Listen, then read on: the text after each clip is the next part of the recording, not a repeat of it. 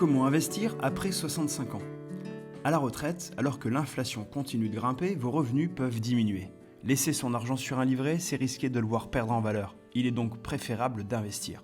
Pour autant, vous avez besoin d'argent pour les dépenses courantes et vous pensez à la transmission. Voici 3 options d'investissement à considérer. Les fonds d'obligation, qui investissent dans des prêts émis par des entreprises ou des gouvernements. Les fonds euros et les SCPI, qui vous permettent d'investir dans l'immobilier sans gestion directe en achetant des parts d'une société. Les fonds d'obligation offrent un rendement annuel d'environ 3 à 6% et pour un risque modéré. Côté liquidité, on peut racheter ses parts en quelques jours. Il est généralement conseillé de les conserver entre 3 et 5 ans pour lisser les variations liées au taux d'intérêt. Les fonds euros offrent un rendement moins important, autour de 2 à 3% par an, mais leur risque est faible. Au sein d'une assurance vie qui garantit le capital, vous pouvez récupérer votre argent en quelques jours ou semaines selon l'assureur. L'horizon de placement conseillé est d'au moins 3 ans, mais 8 ans sont recommandés pour profiter pleinement de la fiscalité avantageuse des assurances vie.